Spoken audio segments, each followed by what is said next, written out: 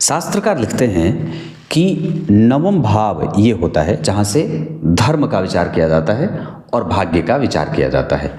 जिसके जीवन में धर्म है उसी के जीवन में भाग्य भी है।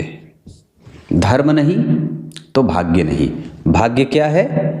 पूर्वजों का आशीर्वाद। और धर्म क्या है? पूर्व जन्म के कृत्य के आधार पर आपके जीवन में भगवान धर्म के रूप में उपस्थित होते हैं, है ना। धर्म जो आपको जीना सिखाता है, यहाँ तक कि मरना कैसे है ये भी सिखाता है।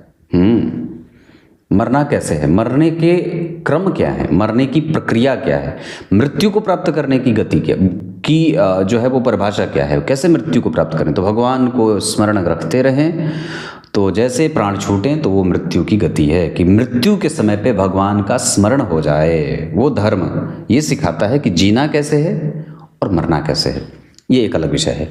पर मैं जो विषय लेकर के आपके सामने आया हूँ उसमें शास्त्रकार लिखते हैं कि जन्म कुंडली के धर्म भाव से नवम घर में अगर राहु बैठे हों, बहुत ध्यान से समझिएगा, और नवम भाव के स्वामी अष्टम भाव में बैठे हों, या नवमेश अस्त हो गया हो सूर्य से, या नवम भाव के स्वामी नीच राशि में बैठे हों, या नवम भाव के स्वामी जहां बैठे हों उसके आगे और पीछे पाप ग्रह बैठे हों।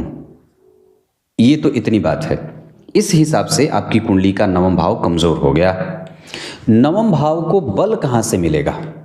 अब मान लीजिए अगर हम ये समझ लिए कि हमारी कुंडली में नवम भाव कमज़ोर हो रहा है, नवम भाव पे राहु की भी दृष्टि जा रही है, नवमेश अष्टम में भी हो गए, नवम भाव के स्वामी पापकर्त्री में भी हो गए, नवमेश नीच के हो गए, ये सारी चीज़ें, नवम भाव को बल अब कैसे मिलेगा? सवाल ये उठता है। या हम कैसे जानेंगे कि हमारा नवम भाव थोड़ा सुरक्षित हो रहा है, बलवान हो रहा है? तो उसमें बात आती है कि अगर एकादशवां भाव आपकी कुंडली का बलवान है या एकादशेश अस्त हो गए हों और नवम भाव कमज़ोर होता हो, और नवम भाव अगर सभी तरीके से कमज़ोर हो गया और एकादशवां भाव आपकी कुंडली का बलवान हो रहा है, तो निश्चित रूप से नवम भाव को थोड़ा बल मिलता है। निश्चित रूप से नवम भाव को बल मिल जाता है अगर लाभ भाव सुरक्षित बन रहा हो तो। अब लाभ भाव कैसे बलवान होगा?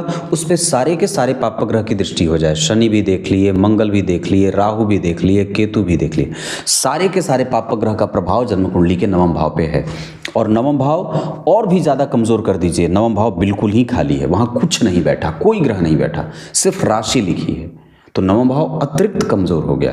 और ऊपर से जन्म कुंडली में उस पे एकादशवां भाव अस्त है, एकादशेश अस्त हैं, और उस पे शनि मंगल राहु केतु सारे पापग्रह की दृष्टि है, तो आपके नवम भाव को कम से कम बल मिल जाता है। मतलब आपके नवम भाव को बल कहाँ से मिल रहा है?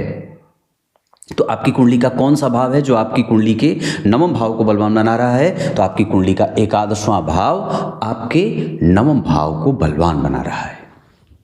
क्लियर है? बहुत छोटा सिद्धांत है। अब अस्त होंगे, जैसे सूर्य के पास आ गए तो नवम भाव के स्वामी अस्त हो गए, या एकादशवें भाव के स्वामी सूर्य के साथ बैठ गए तो अस्त हो गए, तो ये गड़बड़ी हो जा रही है। अगर अस्त हैं तो कोई बात नहीं है। अगर एकादशवें भाव पे पापग्रह की दृष्टि जा रही है अधिक से अधिक, तो भी आपके नवम भाव को बल मिल जाएगा। ये बात पक्की है, इसको समझ लेना चाहिए। एक बात और भी है, मैंने एक कार्यक्रम में ये बात बताई थी, इसको ऐसे बताया था कि अगर आपकी कुंडली का नवम भाव कमज़ोर है तो उसमें सबसे ज़्यादा अच्छी बात ये होनी चाहिए ना कि आपके नवम भाव में कोई भी ग्रह नहीं बैठा हो। नवम भाव बिल्कुल ही अगर रिक्त है तो समझ लीजिए कि नवम भाव एक तरीके से बलवान भी हो रहा है। हाँ, पर नवम भाव के स्वामी का द्वितीय भाव में बैठना ठीक नहीं होता है। नवम भाव के स्वामी का तीसरे भाव में बैठना ठीक नहीं होता है। नवम भाव के स्वामी का छठवें भाव में बैठना ठीक नहीं होता है। नवम भाव के स्वामी का अष्टम भाव में बैठना ठीक नहीं होता। तो ठीक कहाँ होता है? नवम भाव के स्वामी का एकादशवें में बैठना भी ठीक उतना नहीं होता है, पर सामान्य ठीक होता है, नेचुरल नॉर्मल ठीक होता है। पर नवमेश अगर 12वें भाव में बैठे हों तो ठीक है, केंद्र में बैठे हों चतुर्थ में, सप्तम में, दशम में या पंचम में, तो ये ठीक है। मतलब इन भावों में अगर नवम भाव के स्वामी आपकी कुंडली में बैठे हैं और पापग्रह के संग भी बैठे हैं तो भी कोई बात बुरी बात नहीं है, तो भी ठीक है और पुरानी भी नहीं है। दूसरा, अगर हमारी कुंडली के नवम भाव में जो ग्रह बैठा हो, मान लीजिए कोई ग्रह बैठ गया, या मंगल बैठ गए, शनि बैठ गए, या बुध बैठ गए, या चंद्रमा, कोई भी ग्रह यहाँ नवम भाव में बैठ गया, और अगर वो नवांश कुंडली में अच्छे भाव का स्वामी होता हो, राशि नहीं देखनी है, आपको सिर्फ ये देखना है कि नवम भाव में कौन सा ग्रह बैठा है। नवम भाव में जो ग्रह बैठा वो नवांश चक्र में किस भाव का स्वामी बन रहा है। अगर वो नवांश कुंडली में लग्न का, चतुर्थ का, सप्तम का, दशम का या पंचम का या नवम का स्वामी बनेगा तो आप डबल ट्रिपल बलवान हैं।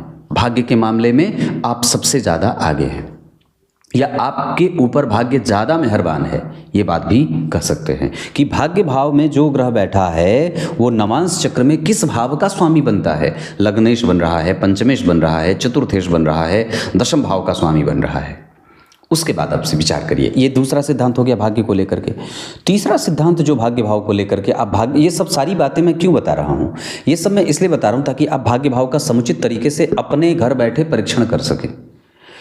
जिस भी व्यक्ति की